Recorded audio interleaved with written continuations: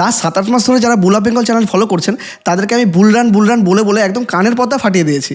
কিন্তু আজকে দেখুন মার্কেট তার 26,300 লেভেলকে পার করে একদম অল টাইম হাই দাঁড়িয়ে আছে। মার্কেট দিয়ে দিয়েছে অল টাইম হাইয়ের একদম ব্রেকআউট আর হয়ে গেছে একদম বুলিশ।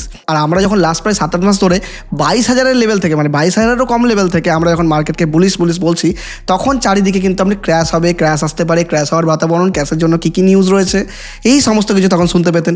তাহলে আজকে ভাবুন আপনি যদি তখন ভয় পেয়ে ইনভেস্টমেন্ট না করতেন তাহলে আজকে কতটা বড় র্যালি আপনি মিস করতেন। আপনাকে যদি নিফটি উইকলি চার্ট দেখায় তাহলে দেখবেন আমরা এই 21,700 22,000 লেভেল থেকে আমরা আলোচনা করছি। সেখান থেকে মার্কেট প্রায় 20%-এর উপরে কিন্তু বেড়ে গেছে। তাহলে ভাবুন যারা তখন ক্র্যাশ হবে বলছিল তাদেরও কিন্তু এখন প্রোমো হচ্ছে এবং তারাও এখন হয়ে গেছে বুলিশ। তাই চারিদিকে যখন ক্র্যাশের বাতাবরণ ছিল, বুল অফ বেঙ্গলি কিন্তু আপনাকে পজিটিভিটি এনে দিয়েছে। আপনাকে বুল অফ বেঙ্গলি একমাত্র চ্যানেল যে বলেছে যে মার্কেট বুল রানে আছে, মার্কেট বুলিশ হতে পারে, আগামী দিনে মার্কেটে আরও ভালো অপরচুনিটি থাকতে পারে। আর আজকে দেখুন সেটা কতটা ফ্রুটফুল রেজাল্ট কিন্তু আপনি পেয়েছেন। এবং একটা ম্যাজিক্যাল জিনিস আপনি দেখবেন যে এখন যখন মার্কেট অল টাইম হাই রয়েছে তখন ক্র্যাশ কথাটা আর কারোর মুখ থেকে বেরোচ্ছে না। এবং ক্র্যাশের জন্য যে কী কী নিউজ রয়েছে, কী কী নেগেটিভ সেন্টিমেন্ট রয়েছে, সেই সব কথা আর কেউ বলছে না। সবাই সেগুলোকে ভুলে গেছে, সবাই সেগুলো ডাইজেস্ট করে নিয়েছে। তাই এটাই হচ্ছে মার্কেটের নেচার। যখন মার্কেটের মধ্যে সবথেকে বেশি নেগেটিভ নিউজ থাকে, সবথেকে বেশি ক্র্যাশ হওয়ার বাতাবরণ থাকে, মার্কেট তখনই তার বটম ক্রিয়েট করে এবং মার্কেট সেখান থেকে দিতে লাগে তার র্যালি। এবং মার্কেট যখন র্যালি দিয়ে দেয়, যখন অল টাইম হাই হিট করে, তখন সবাই বলে যে ইস আমরা কত বড় র্যালি মিস করে গেলাম। তাই অবশ্যই কার কথা শুনছেন, কাকে ফলো করছেন, সেটাও খুব বেশি ইম্পর্টেন্ট। আর আমি বুল অফ বেঙ্গলে সবসময় চেষ্টা করি আপনাকে যে মার্কেটের মধ্যে ইন ডেপথ ফোকাস ডিসকাস করার। যেটা মার্কেটের মধ্যে অরিজিনাল সিচুয়েশন আমি দেখতে পাচ্ছি সেটা নিয়ে কিন্তু আমি আপনার সাথে ডিসকাস করি, কোনো রকম উড়ো কথা আপনার সাথে বলি না। এবার বিষয় হচ্ছে এখন যখন মার্কেট অল টাইম হাই আছে, 22,000 থেকে প্রায় 20% বেড়ে গেছে মার্কেট। ইম্যাজিন করুন মার্কেট বেড়েছে 20%। তার মানে আপনি যেসব স্টকগুলো কিনে রেখেছেন সেই স্টকগুলো কত পার্সেন্ট বেড়েছে।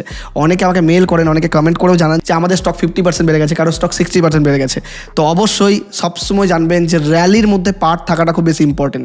আপনি যদি সবসময় অপরচুনিটি এরকমভাবে মিস করতেই থাকেন, যদি সবার কথা শুনতে থাকেন, যদি ক্র্যাশের ভয়ে সবসময় বসে থাকেন, তাহলে আপনি প্রত্যেকটা র্যালি করবেন মিস। এবার যখন মার্কেটের মধ্যে নেগেটিভ সিচুয়েশন ছিল, তার মধ্যে সবথেকে বেশি চর্চিত যে বিষয় ছিল সেটা হচ্ছে ইউএস মার্কেটের ডেট। তা আজকের ভিডিওতে আপনাদের বিভিন্ন কমেন্ট নিয়েও আমি ডিসকাস করবো। আপনাদের মনের মধ্যে অনেকের কনফিউশন রয়েছে, মার্কেট অল টাইম হাই চলে গেছে, ইউএস মার্কেটের ডেট হাই রয়েছে, 38 ট্রিলিয়ন পার করে গেছে, কি হতে পারে, মানে আগামী দিনে আমরা কি এক্সপেক্ট করতে পারি, এটা কি হাই নাকি আবারও ক্র্যাশ হবে, অনেকে ফোমো হয়ে গেছে, কি এক্সপেকটেশন, মার্কেট যে কী করছে কিছু বুঝতে পারছে না, এদিকে গোল্ড সিলভারও কন্টিনিউ বাড়তে থাকছে, তা তার কী আছে, আর মার্কেটের মধ্যে কোন কোন ভালো সেক্টরের মধ্যে অপরচুনিটি রয়েছে আমরা আজকের ভিডিওতে সেটাও ডিসকাস করবো। এবং তার সাথেও থাকবে আপনাদের স্টক নিয়ে আলোচনা, মানে আপনারা সেই স্টকগুলো যেগুলো কমেন্টের মধ্যে জানিয়েছিলেন। তো চলুন আজকের ভিডিওটা একটু অন্যরকম অ্যাপ্রোচে শুরু করা যাক। তো প্রথমে আমরা আপনার ডাউটগুলো ক্লিয়ার করি, যেই সমস্ত ডাউট আপনাদের মধ্যে রয়েছে। তো আমাদের ফার্স্ট কমেন্ট যেটা আমরা পিক করছি, মিস্টার শুভ ভার্স বলেছেন যে দাদা সন্দীপ মাহেশ্বরের লাস্ট দুটো ভিডিওতে ও যা বলেছে সেটা নিয়ে একটা ভিডিও বানাও। স্টক অ্যান্ড মিউচুয়াল ফান্ডের ফিউচার কি হতে পারে, বা কি গোল্ড অ্যান্ড সিলভার মার্কেট নিয়ে আসবে, ফিউচারে যে গ্লোবাল আনসার্টেনটি, তারপরে জিওপলিটিক্যাল টেনশন, এগুলো কতটা এফেক্ট ফেলবে মার্কেটে ইন ফিউচার। 2030 থেকে 35-এর মধ্যে গোল্ড নিয়ে চললে কি মিউচুয়াল ফান্ড বা স্টক ETF ঠিক এসব নিয়ে ভিডিও বানাও, মানে একটা ভিডিও উনি চেয়েছেন। তো আলটিমেটলি উনি সন্দীপ মাহেশ্বরী ভিডিওটা এখানে ইন্ডিকেট করেছেন। দেখুন সন্দীপ মাহেশ্বরী অত্যন্ত নামচিন একজন ব্যক্তিত্ব এবং উনি খুব ভালো একজন মোটিভেশনাল স্পিকার। উনি কিন্তু স্টক মার্কেটের ফিল্ড থেকে না এলেও উনি স্টক মার্কেটে এখন রিসেন্টলি ভালো রিসার্চ করেছেন। তো আমি ওনারও ভিডিও দেখেছি। অ্যাকচুয়ালি ওনার ভিডিওতে উনি যেটা বলতে চাইছেন যে ইউএস মার্কেটে এতদিন প্রচণ্ড পরিমাণ ডেট রয়েছে, মানে যেই ডেটটা এখন $38 ট্রিলিয়ন পার করে গেছে। তো ইউএসের মধ্যে একটা চরম পরিমাণ মানে ইকোনমিক্যাল ক্র্যাশ আসার পসিবিলিটি রয়েছে, যে কারণে সবাই একটা সেফ অ্যাসেট ক্লাস গোল্ড আর সিলভারের দিকে যাচ্ছে। এবং তিনি আরও বলেছেন যে ইউএসের মধ্যে এরকম যদি ডেট বাড়তে থাকে, ওরা ডেটকে তো ক্যাটার করতে পারবে না, তাই ওরা নোট ছাপাবে, মানে নতুন নতুন মানি প্রিন্টিং করবে। তো মানি প্রিন্টিং করার কারণে মার্কেটে আরও বেশি ইনফ্লেশন আসবে এবং এটা হ্যান্ডেল না করতে পারার কারণে মার্কেটে আরও বেশি ক্র্যাশ আসার পসিবিলিটি রয়েছে। তো উনি বলতে চাইছেন মার্কেট যতই বাড়ুক না কেন লং টাইম মার্কেটের মধ্যে ক্র্যাশ আসবে। তো আলটিমেটলি ওনার কনসেপ্ট হচ্ছে এটাই। কিন্তু চলুন আমরা এই বিষয়টা একটু ইনডেপথ অ্যানালাইজ করি। কিন্তু আমার ভিউ কিন্তু এর থেকে একটু ডিফারেন্ট। ওনার ভিডিওতে উনি যেটা বলেছেন যে $38 ট্রিলিয়ন ডেট পার করে গেছে। এই যে ডেট পার করে গেছে $38 ট্রিলিয়ন, এটা কিন্তু আজ থেকে 2-3 বছর আগেও সত্যি ছিল, এটা কিন্তু আজ থেকে 5 বছর আগেও সবারই কিন্তু জানাই ছিল এই বিষয়টা। মানে এমন নয় যে আমেরিকা এই বিষয়টা জানে না। যখন $30 ট্রিলিয়ন ছিল, যখন $25 ট্রিলিয়ন ছিল, তখন থেকে কিন্তু আমেরিকা এই জিনিসটা জানে যে তাদের ডেট সিলিং অনেক বেশি পরিমাণ হিট নিতে হচ্ছে তাদেরকে, এবং অনেক বেশি পরিমাণ সেই ডেটার ইন্টারেস্ট তাদেরকে চোকাতে হচ্ছে। এটা কি আমেরিকা জানে না? আমেরিকা অলরেডি এই জিনিসগুলো জানি। মনে রাখবেন যে আমাদের কানে যে নিউজটা প্রথম আসে সেটা আমরাই কিন্তু প্রথম শুনি না, মানে যারা বিগ প্লেয়ার রয়েছে তারা অলরেডি এই সমস্ত জিনিসকে ডাইজেস্ট করে নেয়। সবসময় মনে রাখবেন মার্কেট কিন্তু ফিউচারকে ডিসকাউন্ট করে, তার মানে আজকে যেটা হচ্ছে সেটা মার্কেট অলরেডি ফিউচারকে ডিসকাউন্ট করেই দিয়েছে। তার মানে আগামী দিনে কী হওয়ার পসিবিলিটি রয়েছে সেটা আজকেই হবে, সেটা আগামী দিনে হবে না। কিন্তু দেখুন উনি বলতে চাইছেন যে ইউএস যেটা ডেট নিয়েছে তার জন্য ইউএস নোট ছাপাবে। আলটিমেটলি কী হয়, যদি ইকোনমিতে নোট ছাপানো হয় তাহলে উনি বলতে চাইছেন যে ইনফ্লেশন বাড়বে। অ্যাকচুয়ালি এটা কারেক্ট নয়। উনি যেটা মিস করে যাচ্ছেন, যেটা আপনাকে খুব ভালোভাবে বুঝতে হবে, যখন কোনো কান্ট্রি অনেক বেশি পরিমাণ মানি প্রিন্ট করে তখন মার্কেটের মধ্যে মানি পাম্প হয়, আর এই সময় মার্কেটের মধ্যে র্যালি আমরা দেখতে পারি। আপনি বলবেন যখন ক্র্যাশের কথা বলছো তুমি র্যালির কথা বলছো, একদম যেটা উনি বলছেন সেটা উনি বাইরে থেকে বলছেন। সবসময় মনে রাখবেন যে ইনফ্লেশনকে নর্মালি কন্ট্রোল করা হয় রেপো রেট হাই করে দিয়ে, কিন্তু সন্দীপ মাহেশ্বরীর কথা অনুযায়ী যদি ডেট চোকাতেই হয় তাহলে মানি তো প্রিন্ট করতে হবে। আর মানি যখন প্রিন্ট করবে সেই মানিটা কার হাতে আসবে? সাধারণ মানুষদের হাতে আসবে, এবং সেই সাধারণ মানুষরা সেই মানিটা নিয়ে কোথায় রাখবে? ঘরে সিন্ধুকোতে রেখে দেবে না, সেই মানিটা তারা নিয়ে খরচা করবে। মানে কনজামশন পাওয়ার অনেক বেশি পরিমাণ বেড়ে যাবে, অনেক বেশি পরিমাণ খরচা তারা করবে। আর যখন খরচা করবে তখন সেই টাকাগুলো কোথায় যাবে? অবভিয়াসলি ইকুইটি মার্কেটের মধ্যে, কারণ আপনি বিভিন্ন কোম্পানির মধ্যে ইনভেস্ট করবেন, বিভিন্ন কোম্পানি থেকে আপনি প্রোডাক্ট বাইং সেলিং করবেন, কোম্পানির ভলিউম বাড়বে, কোম্পানির সেলস বাড়বে, গ্রোথ বাড়বে, প্রফিট বাড়বে, এবং এই সমস্ত যখন হবে তখন মার্কেটে আসবে আলটিমেট বুল র্যালি। মনে রাখবেন কোভিডের পরে যে মার্কেট যে বেড়েছে তার পিছনে কিন্তু সবথেকে বেশি কারণ কিন্তু মানি প্রিন্ট করা। তখন মার্কেটের মধ্যে প্রচুর পরিমাণ টাকাকে ইনফিউজ করা হয় এবং তার জন্য মার্কেটের মধ্যে র্যালি আমরা দেখতে পাই। দেখুন এই যে ডেটা 2008 থেকে 2010 সাল অবধিও ইউএসএ মানি প্রিন্ট করা হয়েছিল, কিন্তু তখন মানি প্রিন্ট করার পরে এমন নয় যে মার্কেটের মধ্যে রিয়াকশন খারাপ এসেছে, একদমই নয়। মার্কেট ক্র্যাশ কিন্তু হয়নি, মার্কেট 37% কিন্তু বেড়েছে তার উপরে। আবার যখন 2010 থেকে 2011 সালে মানি প্রিন্ট করা হয়েছিল $600 বিলিয়ন, তখনও কিন্তু মার্কেট 28% বেড়েছিল, মানে যেটা S&P ইন্ডেক্স তাদের 28% মার্কেট কিন্তু বেড়েছিল, মানে S&P রিয়াকশন কিন্তু পজিটিভ ছিল। আবার যখন মানি প্রিন্ট করা হয় 2012-14-তে তখন কিন্তু মার্কেট 40% বেড়েছিল। আবার 2020 থেকে 22-এর মধ্যে যখন কোভিডের সময় মার্কেটে মানি প্রিন্ট করা হয় $4.8 ট্রিলিয়ন, তখন মার্কেট বেড়েছিল 114%। এবার আপনার প্রশ্ন আসবে যদি মার্কেটের মধ্যে মানি পাম্পই করা হয় তাহলে আলটিমেটলি ইনফ্লেশন বাড়বে। হ্যাঁ, আমি এটা মানছি যে আলটিমেটলি ইনফ্লেশন একদম বাড়বে, কিন্তু সেটা কবে বাড়বে? ইমিডিয়েটলি মানি প্রিন্ট করার পর থেকে বাড়তে লাগবে না। মার্কেটের মধ্যে মানি পাম্প করার অনেক পরে তার এফেক্ট দেখা যায় ইনফ্লেশনের মধ্যে। মানে আপনি যদি এই যেটা করেন, এখানে M2 গ্রোথ পিক মানে হচ্ছে আপনার মানি প্রিন্ট করা, মানে মানি প্রিন্ট হয়েছে এই টাইমে, মানে 15% যখন গ্রোথ পিক হয়েছিল মানে 1971-এ, তখন দেখুন ইনফ্লেশন যে ল্যাগ হয়েছিল, মানে ইনফ্লেশন বাড়তে সময় লেগেছিল 24 থেকে 36 মাস, মানে 2.5-3 বছর সময় লেগে গেছিলো।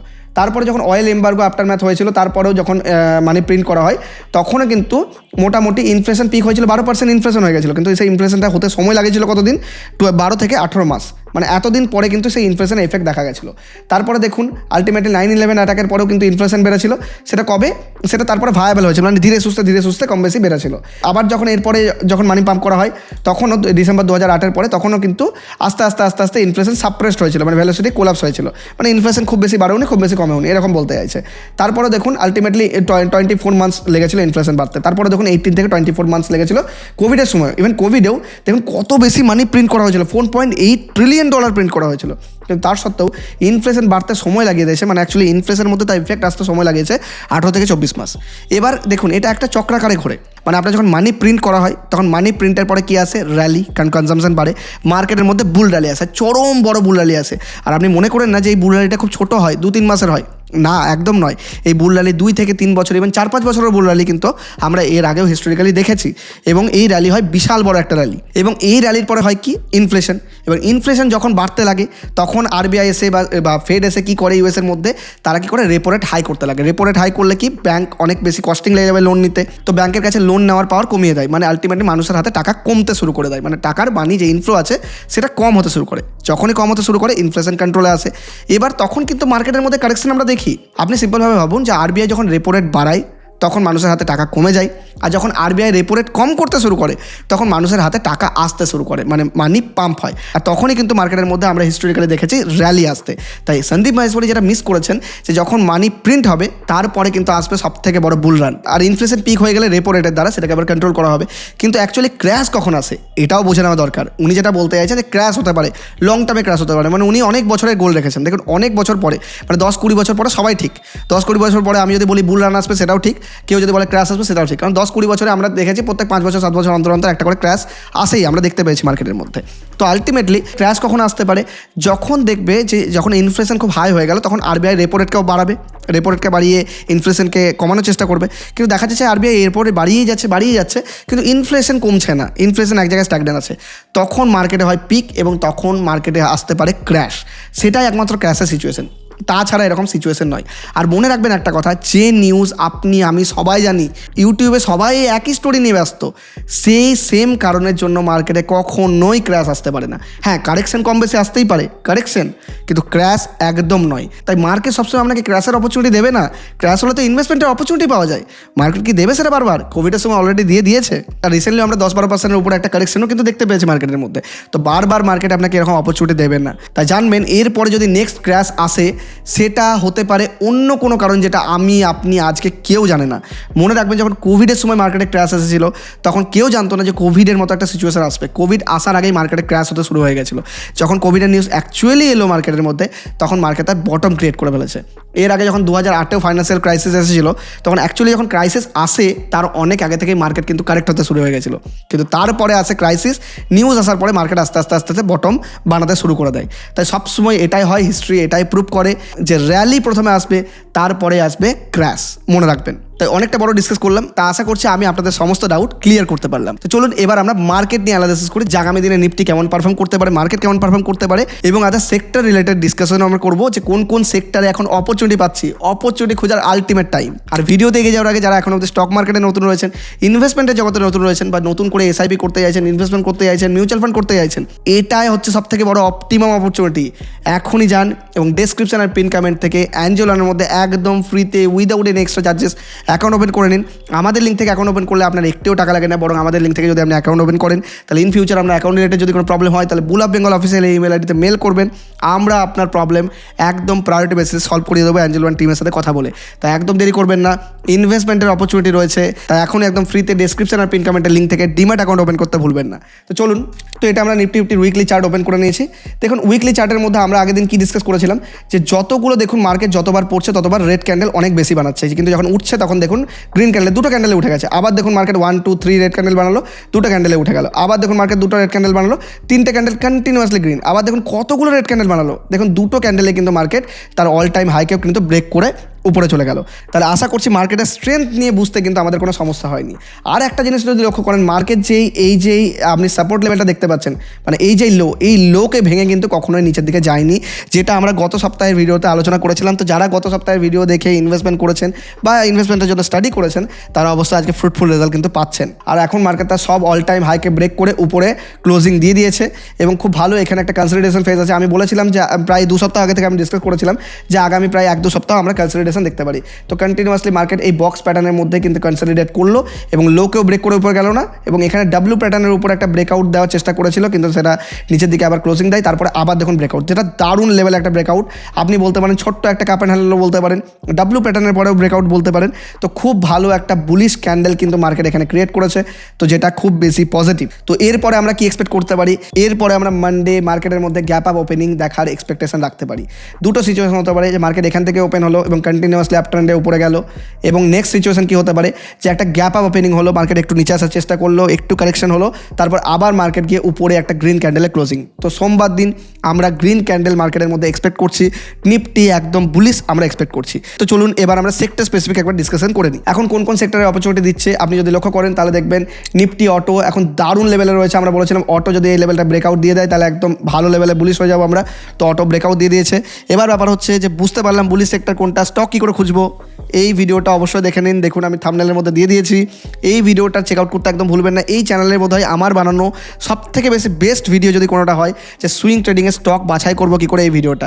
তাই একদম যান, 5 মিনিটে মাত্র আপনি স্টক খুঁজে বার করতে পারবেন নিজেই, আর কোন স্টকের মধ্যে ইনভেস্ট করবেন বা স্টাডি পারপাসের জন্য ইউজ করবেন সেটাও কিন্তু আপনি এই ভিডিওটার মাধ্যমে জানতে পারবেন। তাই ভিডিও চেক আউট করতে একদম ভুলবেন না। এখন সব থেকে বেশি ইম্পর্টেন্ট হচ্ছে সুইং ট্রেডিংয়ের বাছাই করুন ভিডিওটা, তাই একদম দেরি করবেন না, অবশ্যই এই ভিডিওটার পরেই দেখে নিন। আর নেক্সট সেক্টর হচ্ছে নিফটি ব্যাংক। দেখুন তার অল টাইম হাই রয়েছে, এখন যদি চেক করেন সমস্ত sector ultimately all time high. এবং দেখুন নিফটি ব্যাংক কী করেছিল, নিফটি ব্যাংক এই দেখুন হায়ার হাই প্যাটার্ন করছিল কন্টিনিউয়াসলি, আমি বলছিলাম দেখুন আবার লো, এরপরে হাইটাকে ব্রেক করে উপরে যাবে। তো নিফটি ব্যাংকেও নেক্সট দিন আমরা বুলিশ এক্সপেকটেশনে রাখতে পারি। নেক্সট হচ্ছে নিফটি ফাইন্যান্সিয়াল তার অল টাইম হাইয়ের কাছাকাছি রয়েছে। তো এটাতেও আমরা দেখতে পারি, এটাতেও আমরা যে বেস্ট স্টক যেটা সব অল টাইম হাই রয়েছে নিফটি ফাইন্যান্স থেকে, যেই স্টকটা অ্যাকচুয়ালি আমাদের সুইং ট্রেডিংয়ের যে প্রসেস, সেই প্রসেস অনুযায়ী যেটা আসবে সেটাতে আমরা স্টাডি পারপাসে করতে পারি। মনে রাখবেন, ইনভেস্টমেন্ট অ্যাডভাইস একদম নয়, শুধুমাত্র স্টাডি পারপাসের জন্য আমরা দেখতে পারি সেই স্টকটা। নেক্সট হচ্ছে কি নিফটি প্রাইভেট ব্যাংক, এটাও আমরা বুলিশ দেখতে পাচ্ছি, খুব ভালো পজিশনে রয়েছে, অল টাইম হাইয়ের একদম কাছে আছে এবং আবার অল টাইম হাইকে অ্যাপ্রোচ করছে এবং কি সুন্দর দেখুন এখানে একটা ডাব্লু প্যাটার্নের মতো প্যাটার্নের ব্রেকআউটও কিন্তু এখানে দিয়েছে। ভালো লাগছে মার্কেটের মধ্যে W pattern breakout, U pattern breakout, এগুলো দারুণ কাজ করে। আর নিফটি কমোডিটি, একবার মনে করুন যে কমোডিটি যখন এই লেভেলে ছিল আমরা বারবার চিন্তা করে বলেছি কমোডিটি আমরা খুব ভালো বুলিশ দেখছি। কেন? যে কাপ অ্যান্ড হ্যান্ডেল প্যাটার্নের ব্রেকআউট দিয়েছে, ব্রেকআউটের পরে রিটেস্টিং হচ্ছে এবং তারপরে আবারও মার্কেট উপরে যাচ্ছে। তো আমরা এরপরে র্যালি এক্সপেক্ট করতে পারি। এবং কমোডিটি থেকে লাস্ট 2 সপ্তাহ আগে আমি একটা স্টক নিয়েও বলেছিলাম, আজকে দেখবেন যে কতটা ফ্রুটফুল রেজাল্ট কিন্তু সেই স্টকের মধ্যে রয়েছে। তো কমোডিটি একদম বুলিশ হয়ে গেছে, যদিও অল টাইম হাইয়ের কাছে এখন ট্রেড করছে। তো আমরা এখান থেকে কমোডিটিতে একটু রিজেকশন কিন্তু এক্সপেক্ট করতে পারি। কমোডিটি যদি অল টাইম হাইকেও ব্রেক করে একটা গ্রিন ক্যান্ডেল দেয়, তাহলে আমরা আরও বেশি পরিমাণ বুলিশ হয়ে যাব। এখানে আমরা একটু রিজেকশন এক্সপেক্ট করতে পারি, মানে যে স্টকগুলোতে আপনি ইনভেস্টমেন্ট করে রেখেছেন কমোডিটি থেকে, সেখানে হয়তো একটু ভোলাটিলিটি, একটু রিজেকশন বা একটু ফল করবে বা আবার একটু বাড়বে, এইরকম সিচুয়েশন আসতে পারে। তো ঘাবড়ানোর কিছুই নেই, মার্কেট বুলিশ রয়েছে, তো আলটিমেটলি সব কিছু হয়ে যাবে বুলিশ। এবার নেক্সট হচ্ছে নিফটি সার্ভিসেস সেক্টর কিন্তু এখন বুলিশ রয়েছে। এই যে লেভেলটা, এই লেভেলে অনেক দিন কনসলিডেট করলো এবং মার্কেট যখন বুলিশ সিচুয়েশন হয়েছে, তো সার্ভিস সেক্টর বুলিশ এবং এটাই দেখুন higher high pattern, continuously higher high pattern কিন্তু সার্ভিস সেক্টরও বানাচ্ছে। দারুণ একটা সিচুয়েশন রয়েছে। নিফটি আইটি, আমরা এই সব লেভেল থেকে ইনভেস্টমেন্টের কথা বলছি। তো নিফটি আইটি দেখুন এখানে এই লেভেলটা রিজেকশন নিয়েছে। আমরা আগের সপ্তাহে ডিসকাস করেছিলাম যে এর উপরে যদি একটা গ্রিন ক্যান্ডেলের ক্লোজিং দেয়, তাহলে আইটিতে আমরা বুলিশ হয়ে যাবো ওই 39,000-এর উপরে। তো এখন অব্দি দেয়নি, তো এটাকে নজরে রাখুন, ইনভেস্টমেন্টের জন্য নয়, নজরে রাখুন স্টাডি পারপাসের জন্য। নেক্সট হচ্ছে কি নিফটি ইনফ্রা। দেখুন ইনফ্রাতে আমরা অনেকদিন ধরে বলছি, আমরা আগামী দিনে ইনফ্রা যদি এর উপরে ক্লোজিং দিয়ে দেয় এর লেভেলে, তাহলে আমরা বুলিশ হয়ে যাবো। যেটা আমরা দেখতে পাচ্ছি যে অলরেডি ইনফ্রা ক্লোজিং দিয়ে দিয়েছে। আমি যদি এখানে একটু জুম করে আপনাকে দেখিয়ে দিই, তো আপনি দেখবেন যে ইনফ্রা এই লেভেলে দেখুন উপরে একটা ক্লোজিং দিয়ে দিয়েছে গ্রিন ক্যান্ডেলে। তো ইনফ্রার দিকেও নজরে রাখুন। আর নিফটি পিএসইউ ব্যাংক, এটা উপরে, মানে ব্যাঙ্কিং ইন্ডাস্ট্রি, ফাইন্যান্সিয়াল ইন্ডাস্ট্রি একদম উপরে আছে, মানে দেখার কোনো ব্যাপারই নেই। এখন একটা নতুন পার্ট হচ্ছে নিফটি মেটাল। দেখুন নিফটি মেটাল কিন্তু আমি 2 সপ্তাহ আগে ডিসকাস করেছিলাম নিফটি মেটাল, তখন থেকে আমরা র্যালির কথা ডিসকাস করছি। তো যারা নিফটি মেটালে তখন ইনভেস্টমেন্ট করেছেন তারা আজকে ফ্রুটফুল রেজাল্ট পাচ্ছেন।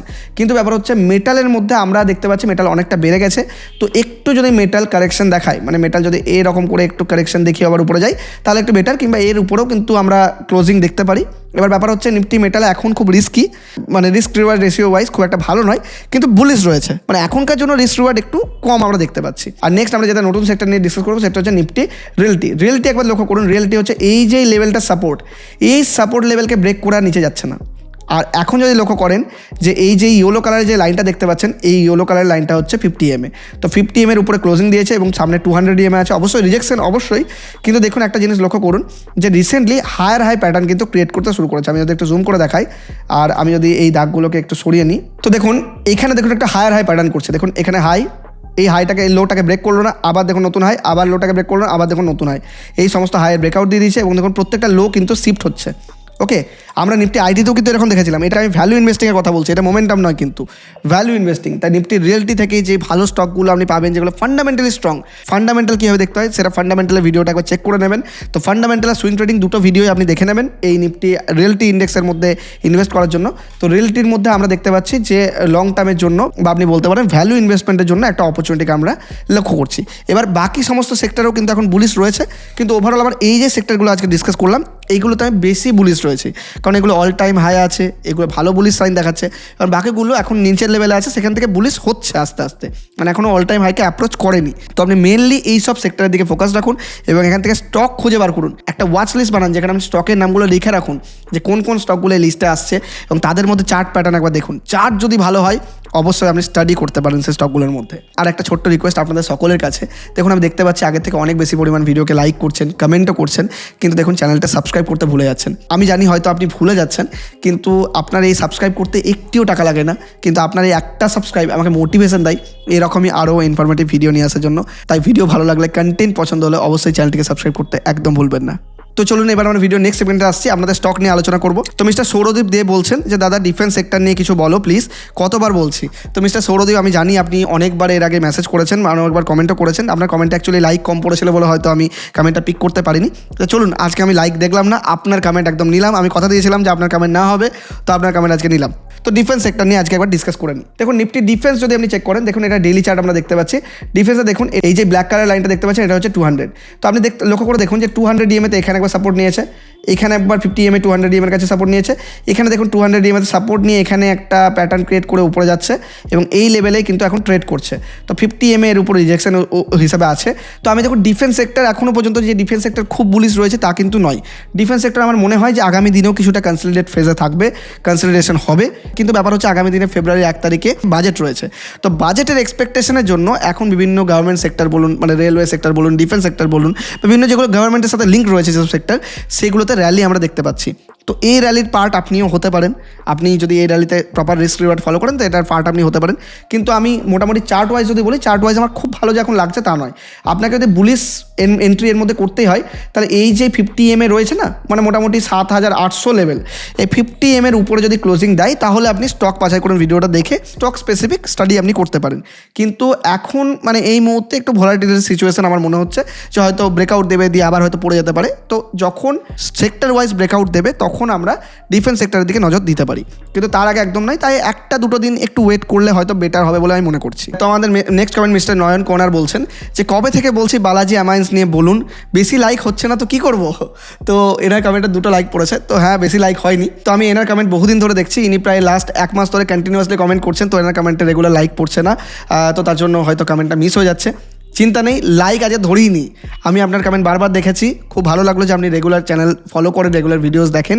তো বালাজি অ্যামাইন্স নিয়ে আজকে আমরা ইনডেপথ একবার অ্যানালাইজ করবো। দেখুন আমি চার্ট নিয়ে ডিসকাস করছি না, আমি ফান্ডামেন্টাল ডিসকাস করছি।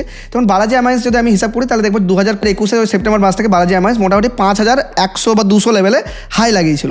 সেখান থেকে বালাজি অ্যামাইন্স এখনও পর্যন্ত সেখান থেকে পড়ে প্রায় 1100 লেভেলে রয়েছে। তাহলে প্রায় হচ্ছে 78% কারেকশন করেছে, মানে 78-79% কারেকশন। এবার দেখুন আমি বারবার আমার প্রত্যেকটা ভিডিওতে বলি, যারা ফলো করেন আশা করছি আপনি ফিল করতে পারছেন আমি কী বলতে চাইছি, যে যেসব স্টক 70% 80% পড়ে আছে সেগুলোতে ভ্যালু ইনভেস্টিং আমরা কেন করতে যাবো, বা যেসব স্টক হয়তো টপে কিনে ফেলেছি 70% 80% পড়ে যাওয়া অবধি আমি ওয়েট কেন করব?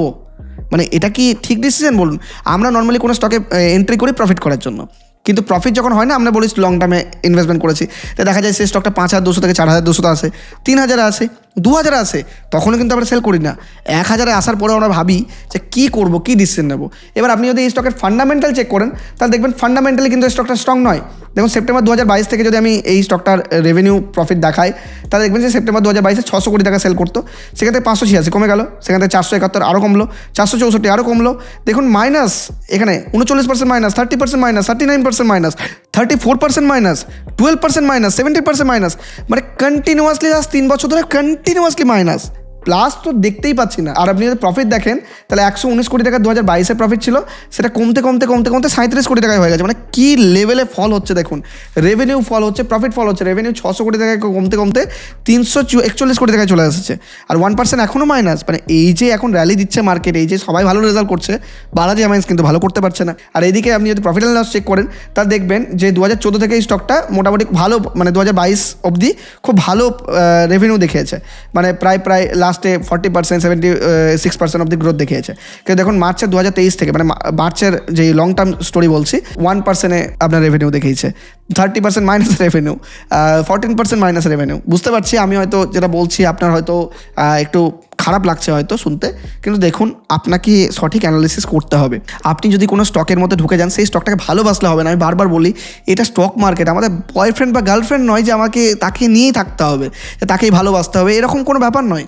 আপনার যেই স্টকের মধ্যে প্রফিট দিচ্ছে না একদম বেরিয়ে যান। আপনি হোল্ড করলেন 1-2 মাস, 3 মাস, 4 মাস, হার্ডলি 1 বছর হোল্ড করলেন, তারপরে যখন প্রফিট পাচ্ছেন না ফান্ডামেন্টাল চেক করুন, ফান্ডামেন্টালি কোথায় গন্ডগোল রয়েছে। তাহলে তখন যদি প্রবলেম থাকে তাহলে তখন অবশ্যই আপনাকে ডিসিশন নিতে হবে। দেখুন ডিসিশন আপনাকে নিজেকেই নিতে হবে, আপনাকে কেউ ডিসিশন বলে দেবে না। এবার আপনি যদি এরকম 70-80% পড়ে যাওয়া অবধি ওয়েট করেন তাহলে অবশ্যই খারাপ তো লাগবেই। তো আশা করছি আমি আমার ভিউ আপনাকে বোঝাতে পারলাম।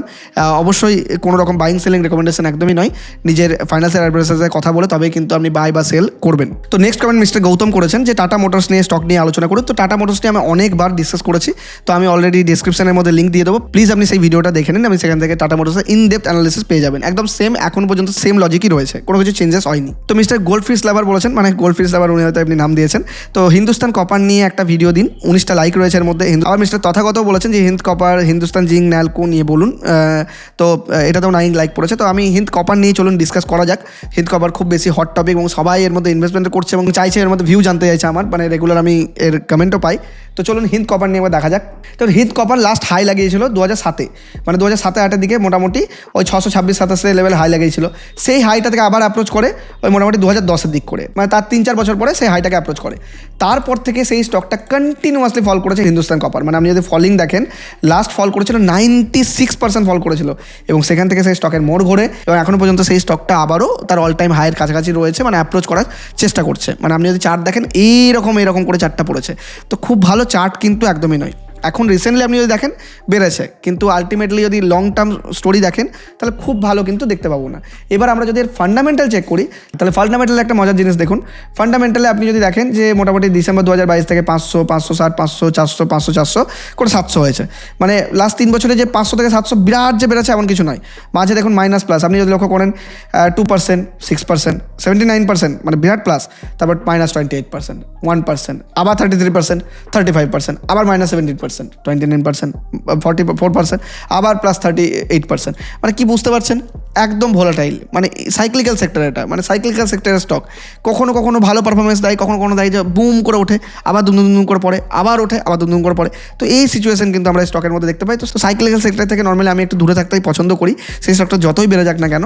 এবার ব্যাপার হচ্ছে, আপনি যদি long term profit and loss দেখেন, তা দেখবেন যে লং টার্মে 2014 সাল থেকে যদি আপনি লক্ষ্য করেন, তাহলে এখন 1400 কোটি টাকা সেল করতো 2014-তে, 15-তে 1000 কোটি টাকা সেল, বিরাট ফল হয়। তারপর 16-তে আবার দেখুন 1000 কোটি টাকা সেল। এমনি করে যদি আপনি চেক করেন তাহলে এখন 2000 কোটি টাকা সেল, মানে 14 থেকে 25 অবধি মাত্র ডাবল করেছে তার সেলকে। মানে লাস্ট 14 থেকে মোটামুটি এই 20 অবধি এই স্টকটা এই 6 বছরের কোনো গ্রোথই নেই, মানে 1400 কোটি টাকা থেকে কমতে বাড়তে 800 কোটি টাকা এসেছিলো।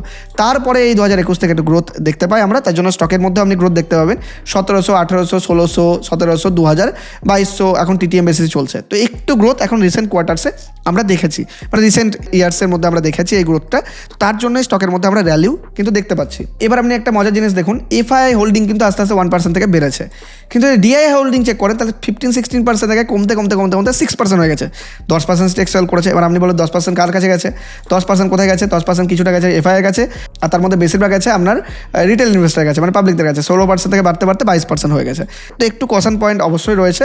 তো ওভারঅল আমি যেটা বলবো যে সাইক্লিক্যাল ইন নেচার, আর খুব বেশি সেলস প্রফিট ভোলাটাইল, আর লং টার্ম স্টোরি রিসেন্ট কয়েকটা ইয়ার ধরে ভালো পারফর্ম করছে, তার জন্য স্টকের মধ্যে আমরা র্যালি দেখছি। কিন্তু প্রিভিয়াসলি লাস্ট 10 বছরে বিরাট ভালো উন্নতি করেছে, বিরাট ভালো গ্রোথ দেখিয়েছে, তা কিন্তু একদমই নয়। তো সাইক্লিক্যাল সেক্টরে যদি স্টাডি করতে চান তো আপনাকে খুব সাবধানে স্টাডি করতে হবে এবং আপনাকে খুব সতর্ক থাকতে হবে যে সঠিক টাইমে আপনাকে এন্ট্রি করতে হবে এবং সঠিক টাইমে এক্সিটও করতে হবে। তো অবশ্যই নিজের ফাইন্যান্সিয়াল অ্যাডভাইজারের সাথে কথা বলে তবে ইনভেস্টমেন্ট ডিসিশন নেবেন। এবং আজকের অ্যাপ্রোচ আপনার কেমন লাগলো, আমি যেহেতু আপনাদের কমেন্ট নিয়েও ডিসকাস করলাম, আপনাদের যে ডাউটগুলো ছিল, যে কোয়ারিগুলো ছিল, সেই সমস্ত কিছুই কিন্তু আজকের ভিডিওতে আমি ডিসকাস করলাম। কেমন লাগলো আজকের ভিডিওটা একটু জানাবেন, এবং এরকমই ভিডিও যদি আপনি আরও চান অবশ্যই কমেন্টের মধ্যেও লিখে জানাবেন। এবং যারা এখন অবধি ডিসক্রিপশন আর পিন কমেন্টের লিঙ্ক থেকে অ্যাঞ্জেল ওয়ানে অ্যাকাউন্ট ওপেন করেননি, এখনই যান, একদম ফ্রিতে নিজের ডিম্যাট অ্যাকাউন্ট ওপেন করে নিন এবং আজ থেকে মিনিমাম 500 টাকা দিয়ে হলেও ইনভেস্টমেন্ট জার্নি শুরু করুন। আর ভিডিওতে যদি একটু হলেও ভ্যালু অ্যাডিশন করতে পারি, চ্যানেলটি সাবস্ক্রাইব করতে ভুলবেন না। অনেক ধন্যবাদ।